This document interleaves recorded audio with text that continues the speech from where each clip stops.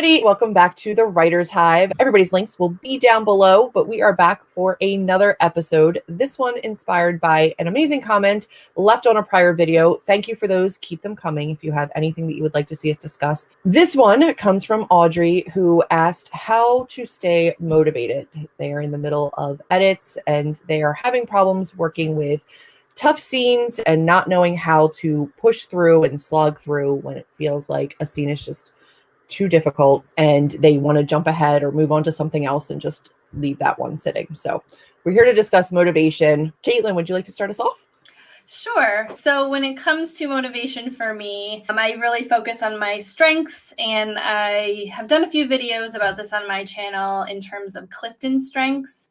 I have a lot of executing strengths in my top 10, and I do tend to lean on them in terms of motivation and focus. Also, because I've been doing this for so long, I've been writing for many years and publishing, I've sort of had to create my own type of motivation because of deadlines and contracts. I actually need to find this motivation because I can't really wait for it when it comes to an entire team waiting for me to give them my book. So when I do need a little bit of motivation, though, I do have amazing groups of writer friends who I like to sprint with. We will do sprinting usually on Zoom or StreamYard in a closed group, and I do love sprinting. I've been doing it for quite a while now when it has come to my writing and editing process. I find that when I'm able to focus on a smaller amount of time, I'm able to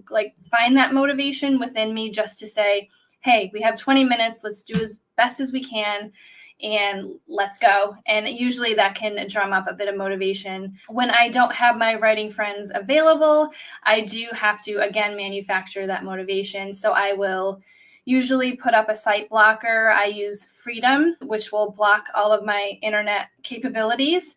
And I do write to music as well. I find that the emotion will sort of ground me into the story a little faster. Also, too, I use in Scrivener when I do draft, and sometimes when I edit, I'll do the full screen view on Scrivener, so I don't see anything. My internet's blocked, and I have my music. So that is the way I sort of manufacture that motivation when I do feel like I really don't want to write, but I have to. Eliminating distractions helps a lot. Amber, you want to follow up? So this is probably where I struggle the most in keeping motivation, keeping going, getting past those tough scenes and things that are harder to write. I find that the only thing that really helps me is having writer friends and somebody that can push you and jump on and be like, let's write together, or yell at you because you're not doing it. Just something to, get there. I sometimes need that. And like Kate was talking about with the strengths. So one of my top strengths, I don't have any executing top strengths really. So mine is more influencing, and I have adaptability. I could find it easier to jump around and say, if there's a scene that's really bugging me and it's making me not want to write, just skip it and move on to the next scene. And sometimes as you're writing a different scene, a light bulb will hit for the other scene and you could jump back and actually get that scene finished. There's nothing about the process that's easy ever. So sometimes you just need someone to push you. You don't have to do it in a bubble. People can be there to help you, to keep you motivated.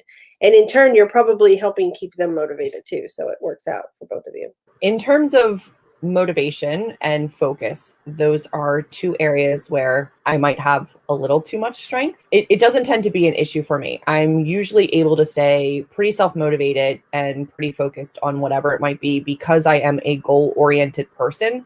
So for me, keeping a checklist, a to-do list, if I know that my goal for that day is to tackle X amount of chapters for edits or to dedicate an hour's worth of time, and I know that I'm trying my absolute best during that time frame, those small goals really do help me throughout that process and keeping me motivated. If you're somebody who likes to watch television or do other hobbies, sometimes having a goal to motivate you to finish that 1 hour or that to-do list so that you can go and do whatever else it is that you would like to do can be helpful. I think it's important to remember why you're putting in the work and also what might be stopping you. In terms of motivation and focus, for me personally, my end goal is a publishing contract or getting my book out into the world.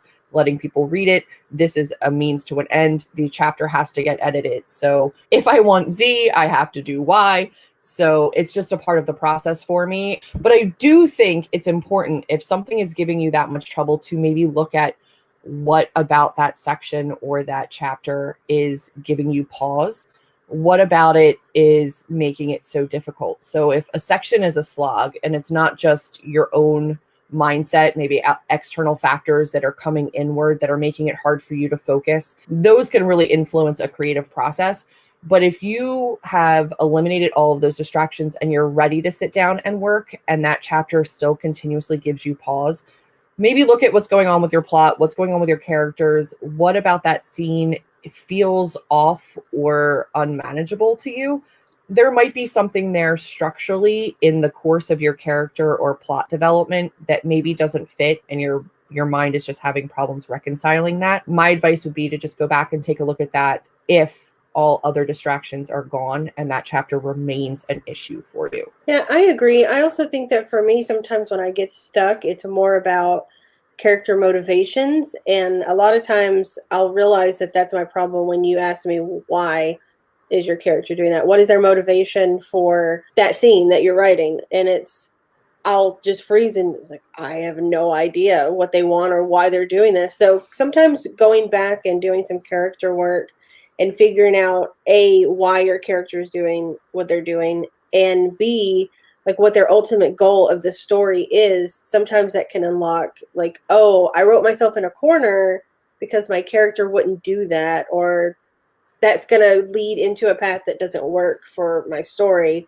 And sometimes you just have to go back and rewrite that or rework it. Even if you're a pantser, like you still need to know kind of what your character would do and why they would do it. And also, too, we were talking about writer friends and how important they are. Amber, you were mentioning, trying to figure this stuff out. You don't necessarily have to figure this out on your own. You could always jump on a phone call or a Zoom or StreamYard and talk to a group of friends about it, or one or two friends, and that really helps add that motivation, especially because writer friends, and I'm going to say this probably a lot, it's just we all know what this process is and how crazy it can be sometimes and how solitary it can feel as well.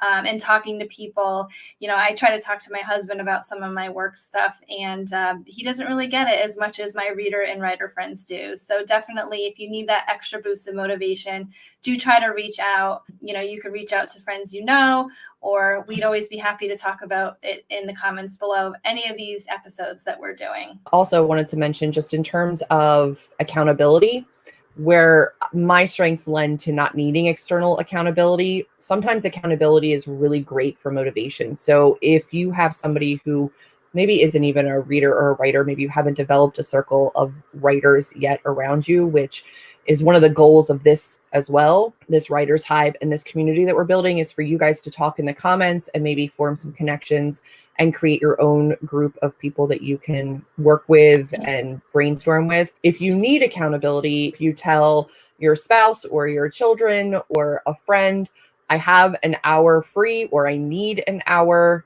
to go sit down and work. Carving out time in your schedule is really important. Letting people know, even if it's on Twitter or Instagram or social media, if you see me in the next hour, tell me to go back to writing.